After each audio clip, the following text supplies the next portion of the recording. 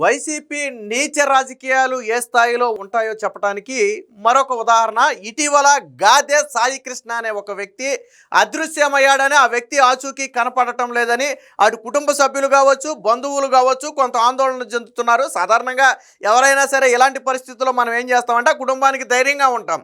కంగారు పడద్దు, దొరుకుతాళ్లే, పోలీసులు పట్టుకొస్తారు, మీరు కంగారు పడద్దని కొద్ది గొప్ప భరోసా ఇస్తాం.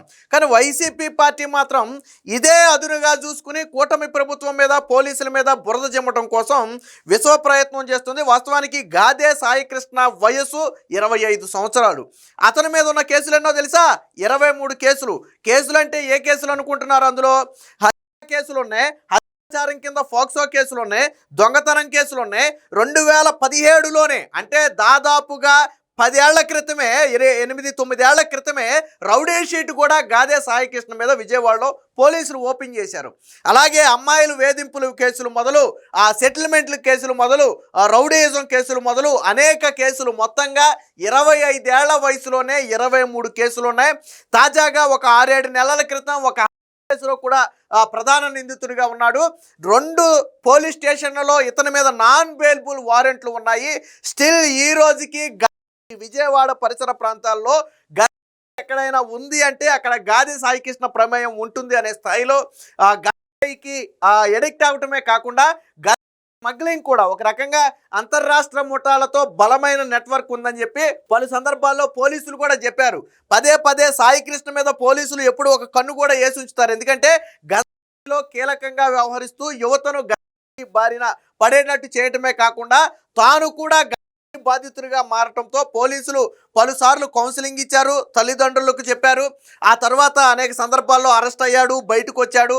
స్టిల్ ఈ రోజుకి నాన్ బెయిలబుల్ వారెంట్లు ఉన్నాయి. అయితే ఎప్పుడైతే తన స్నేహితుడి కేసులో గాదె సాయికృష్ణ ప్రమేయం ఉందని చెప్పి తెలిసిందో, ఎప్పుడైతే పోలీసులు కేసు నమోదు చేశారో, ఎప్పుడైతే కోర్టు నాన్ బెయిలబుల్ వారెంట్ జారీ చేసిందో అప్పటి నుంచి సాయికృష్ణ అనే వ్యక్తి అయితే అదృశ్యమయ్యాడు. వాస్తవానికి ఈ వ్యక్తి పోలీసుల కంట పడలేదు అనేది పోలీసులు చెప్తున్నటువంటి మాట.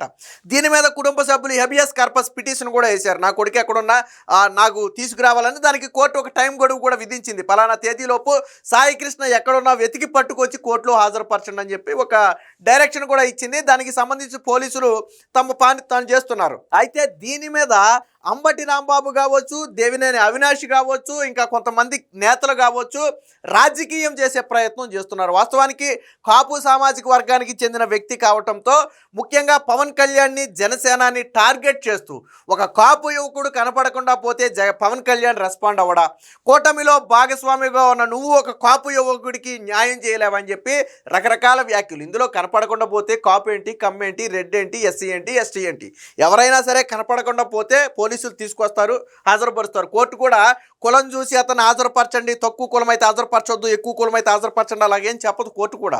సో ఒక వ్యక్తి కనపడలేదు అని ఎవరైనా ఫిర్యాదు చేస్తే ఖచ్చితంగా కోర్టు డైరెక్షన్ ఇస్తుంది. సో అంటే మానవతా కోణంలో ఆలోచించాల్సిన విషయంలో కూడా వీళ్ళు కులం కోణంలో ఆలోచిస్తున్నారంటే వైసీపీ ఈ విషయంలో రాజకీయం చేసే ప్రయత్నం చేస్తుంది. ఒకవేళ ఈ సాయికృష్ణ అనే వ్యక్తి దొరకటం మరొక 4 రోజులు ఆలస్యం అయింది అనుకోండి, ఈ 4 రోజులు వీళ్ళకి ఇది ఒక సబ్జెక్ట్గా మారుద్ది. ఈ 4 రోజులు కూటమి ప్రభుత్వం మీద విమర్శలు చేయడానికి వీళ్ళొక ఆయుధంగా మారుద్ది. సో పైగా అంబటి రాంబాబు లాంటి వ్యక్తులు చంపేశారా, పోలీసులే చంపేశారా అని చెప్పి వ్యాఖ్యానించడం అనేది దారుణమైన విషయం. దీని మీద రాత్రే విజయవాడ కమిషనర్ శేఖర్ బాబు ఆల్రెడీ ఉత్తర్వులు జారీ చేశారు. దుర్గారావు అనే వ్యక్తిని దీనికి విచారణాధికారిగా వేయడంతో పాటు 10 బృందాలను ఏర్పాటు చేశారు. సాయికృష్ణ కోసం గాలించడం కోసం దాదాపుగా 10 బృందాలను కూడా పోలీసు బృందాలను అయితే ఏర్పాటు చేశారు. పోలీసులందరూ కూడా సాయికృష్ణని వెతికే పనిలో ఉన్నారు. ఒక పక్క పోలీసులు తమ పని తాము చేస్తుంటే వాళ్ళ మీద బురద జిమ్మే ప్రయత్నం, అసలు ఏం జరిగిందో బయటికి రాకముందే వీళ్ళంతటా వీళ్ళే ఊహాగానాలు ప్రదర్శించడం. వాస్తవానికి సాయికృష్ణ లాంటి వ్యక్తి పూర్తిగా జైల్లో ఉండాల్సినటువంటి వ్యక్తే.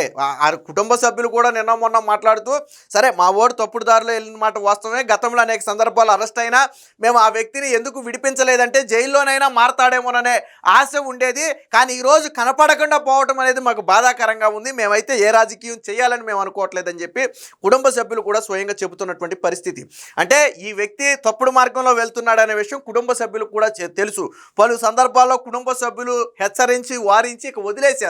మీరు గాదె సాయికృష్ణ ఇది ఇన్స్టాగ్రామ్, ఫేస్బుక్లో ఉన్నటువంటి ఫోటోలు. సో ఇలాంటి మారణాయుధాలతో ఫోటోలు దిగటం, తాగుతూ వాటిని ఫోటోలు పెట్టడం, అంటే ఏదైతే ఆ భయానక వాతావరణం కల్పించేటువంటి పరిస్థితులు ఉంటాయో అలాంటి ఫోటోలను సోషల్ మీడియాలో షేర్ చేసుకోవడం. ఇంకో రకంగా గాది సాయి కృష్ణ ఎక్కడైనా కనపడితే తల్లిదండ్రులు కూడా భయపడుతున్నారు. అమ్మాయిల తల్లిదండ్రులు కూడా భయపడుతున్నారు. ఎందుకంటే అమ్మాయిల వేధింపుల కేసులు కోకోలలో సాయి కృష్ణ మీద ఉన్నాయి. అందులో ఫాక్సో కేసు, ఒక హత్య కేసు కూడా సాయి కృష్ణ మీద ఆల్రెడీ ఉంది. ఆల్రెడీ ఇప్పుడు స్టిల్ ఈ రోజుకి ఉంది. సాయి కృష్ణ మీద హత్య కేసు ఉంది, కేసు ఉంది, దొంగతనం కేసులు ఉన్నాయి, అలాగే రౌడీయిజం కేసులు ఉన్నాయి, సెటిల్మెంట్ల కేసులు ఉన్నాయి, సంబంధించి 4-5 కేసులు ఉన్నాయి. ఇప్పటికి ఈ రోజుకి కూడా అమ్ముతూ పట్టుబడిన సందర్భాలు 4-5 కేసులు ఉన్నాయి ఇప్పటికి కూడా. సో కోర్టు కూడా నాన్ బెయిలబుల్ వారెంట్ ఎందుకు ఇచ్చింది అనుకుంటున్నారు? సో ఇంత తీవ్రమైనటువంటి కేసులు ఉన్నటువంటి వ్యక్తి బయట ఉండకూడదు, ఖచ్చితంగా జైల్లోనే ఉండాలనే ఉద్దేశంతో కోర్టు కూడా నాన్ బెయిలబుల్ వారెంట్ ఇచ్చింది. అప్పుడే ఆ అదృశ్యం అయిపోయాడు. మళ్ళీ పోలీసులకు దొరికితే బహుశా ఈసారి నన్ను బయటికి రానివ్వరేమోననే ఆ ఉద్దేశంతో ఆ వ్యక్తి అయితే పరారీలోకి వెళ్ళిపోయాడు. దీని మీద ఒక వార్త కూడా వచ్చింది, ఒకసారి చూద్దాం.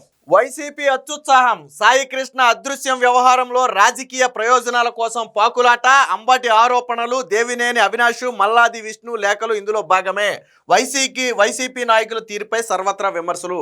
ఒక వ్యక్తి కనపడకపోతే ఆచూకీ కనుగొనండి అని పోలీసులను అడగటంలో తప్పు లేదు, కానీ దీన్ని రాజకీయం చేసి కూటమి ప్రభుత్వం మీద, హోంమంత్రి మీద, ముఖ్యంగా కాపు సామాజిక వర్గం కావడంతో పవన్ కళ్యాణ్ మీద విమర్శలు చేస్తూ దీన్ని కూడా రాజకీయం చేయాలనే ప్రయత్నం చేయటం, అసలు సాయి కృష్ణ ఎక్కడున్నాడో ఏమైందో కూడా తెలియకముందే పోలీసులకు తెలియదు, బాహ్య ప్రపంచానికి తెలియదు, కుటుంబ సభ్యులకి తెలియదు, కానీ వీళ్ళు మాత్రం రకరకాల ఊహాగానాలతో చంపాడని కొంతమంది లేకపోతే పోలీసులే ఏదో చేశారని మరికొంతమంది ఇలా రకరకాల వ్యాఖ్యలతో ఇతరులను మరింత భయాందోళనకు గురి చేసే ప్రయత్నం చేస్తున్నారు. దీంట్లో స్పష్టమైన రాజకీయ కుట్ర కనపడుతుంది. పవన్ కళ్యాణ్ని, కూటమి ప్రభుత్వాన్ని టార్గెట్ చేస్తూ ఈ వ్యక్తిగన నిజంగా కనపడకపోతే దాన్ని ఆయుధంగా మలుచుకోవాలనే ప్రయత్నం చేస్తున్నారు. ఏ రోజైనా రాష్ట్రంలో అనేక మంది కనపడకుండా పోయారు. ఏ రోజైనా సరే వైసీపీ పార్టీ రియాక్ట్ అయిందా? ఏ రోజైనా సరే పలానా వ్యక్తులు కనపడలేదంట, మీరు వెతికి పెట్టండి అని పోలీసుల దగ్గరికి వెళ్ళి వినతి పత్రాలు ఇచ్చారా? మరి ఈరోజు దేవినేని అవినాష్ కావచ్చు, మల్లాది విష్ణు కావచ్చు, అడ్మిన్ ఏసీపీకి, డీసీపీకి వీళ్ళందరికీ వెళ్ళిపోయి లేఖలు ఇచ్చేసి ఎక్కడున్నాలో తేల్చాలని చెప్పడం, బయటకు వచ్చి ప్రెస్ మీట్లు పెట్టడం, అంబటి రాంబాబు ప్రెస్ మీట్ పెట్టడం, ఏంటిదంతా? ఎక్కడ ఎంత గతంలో లేనిది ఎందుకని గాదే సాయి కృష్ణ విషయంలో వీళ్ళందరూ తీసుకొచ్చారు? పోని గాదే సాయి కృష్ణ మీద కేసులు లేవని కానీ, ఆ వ్యక్తి సచ్చీలుడని కానీ, ఆ వ్యక్తి సమాజానికి హానికరం కాదని కానీ వీళ్ళు చెప్పగలరా? గాదే సాయి కృష్ణ మీద ఉన్న కేసులు చూస్తే మతిపోతుంది మీకు. 25 ఏళ్ళు అతనికి ఇప్పుడు వయసు, కానీ 17 ఏళ్ల వయసులోనే 2017లోనే ఆ వ్యక్తి మీద ఆ రౌడీ షీట్ ఓపెన్ చేశారు. 17-18 ఏళ్ల వయసులోనే ఆ వ్యక్తి పేరు మీద రౌడీ షీట్ ఓపెన్ చేశారు. సో ఎంతటి వ్యక్తి అయితే చదువుకునే వయసు, మనం కరెక్ట్గా మాట్లాడుకుంటే 17-18 ఏళ్ళు అంటే, అలాంటి వయసులోనే సాయి కృష్ణ మీద రౌడీ షీట్ ఓపెన్ చేశారంటే ఏ స్థాయిలో అరాచకాలు చేస్తుంటాడో చూడండి. ముఖ్యంగా గంజాయి అమ్మాయిల్ని ఎందాకే చెప్పినట్టుగా తల్లిదండ్రులు గాదే సాయి కృష్ణ ఆ ఏరియాలో ఉన్నాడంటే వాళ్ళ పిల్లలను అటు పంపాలంటే భయపడతారు. గాదే సాయి కృష్ణ ఉండే ప్రాంతంలో అమ్మాయిలు రోడ్డు మీద ఒంటరిగా తిరగాలంటే భయపడతారు. సో అలాంటి దారుణమైనటువంటి పరిస్థితులు సాయి కృష్ణ మీద ఉన్నాయి. కేసులు నమోదైన ఈ రోజుకి ఉన్నాయి, రికార్డెడ్ ఇవన్నీ. ఇప్పుడు కొత్తగా చెప్తుంది కాదు. ఓవైపు బిడ్డ జాడ తెలియక తల్లిదండ్రులు తల్లదిల్లుతుంటే వారికి ధైర్యం చెప్పి అండగా నిలబడాల్సిన వైసీపీ నాయకులు ఈ అంశాన్ని రాజకీయంగా వాడుకుని లబ్ధి పొందే ప్రయత్నం చేస్తున్నారని విమర్శలు వెల్లువెత్తున్నాయి. గుంటూరులో మాజీ మంత్రి అంబటి రాంబాబు ప్రెస్ మీట్ పెట్టి సాయి కృష్ణను అంటూ ఆరోపణలు చేయటం, నగరంలోని దేవినేని అవినాష్, మల్లాది విష్ణు పోలీస్ కమిషనరేట్లో అడ్మిన్ డీసీపీకి సాయి కృష్ణ ఆసూకి తెలుసుకోవాలని, సమగ్ర దర్యాప్తు చేయాలని వినతిపత్రం ఇవ్వటం, ఇవన్నీ చూస్తుంటే రాజకీయ కుట్రకు తెరతీశారన్నది స్పష్టమవుతుంది. వివరాల్లోకి వెళితే కృష్ణలంకకు చెందినటువంటి గాది సాయి కృష్ణపై స్థానిక పోలీస్ స్టేషన్లో గంజాయి కేసులు ఉన్నాయి. వీటితో పాటు జగ్గయ్యపేటలో జరిగిన స్నేహితుడి హత్య కేసులో నిందితుడిగా ఉన్నాడు. ఆయా కేసులో నిందితుడైన సాయి కృష్ణ కోర్టుకు హాజరు కాకపోవడంతో కోర్టు అతనికి వారెంట్, నాన్ బెయిలబుల్ వారెంట్ జారీ చేసింది. అప్పటి నుంచి గాది సాయి కృష్ణ అదృశ్యమయ్యాడు. సాయి కృష్ణ ఆచూకీ కోసం కృష్ణలంక పోలీసులు కొద్ది కాలంగా గాలిస్తున్నమాట వాస్తవం. గాదే సాయి కృష్ణ ఆచూకీ కోసం ఇటీవల బార్ కౌన్సిలర్ తరపున లాయర్లు హైకోర్టులో కేసు వేశారు. కోర్టులో హాజరుపరచాలని గడువు విధిస్తూ పోలీసులను కూడా ధర్మాసనం ఆదేశించింది. దాంతో పోలీసులు మరింత ఉధృతంగా సాయి కృష్ణ ఆచూకీ కోసం ప్రయత్నం చేస్తున్నారు. అయితే సాయి కృష్ణ అదృశ్యానికి సంబంధించి వైసీపీ నీచ రాజకీయం చేస్తుంది. దీనికి సంబంధించి చూడండి, పశ్చిమ ఏసీపీగా ఉన్నటువంటి దుర్గారావుని ప్రత్యేక అధికారిగా నియమించారు.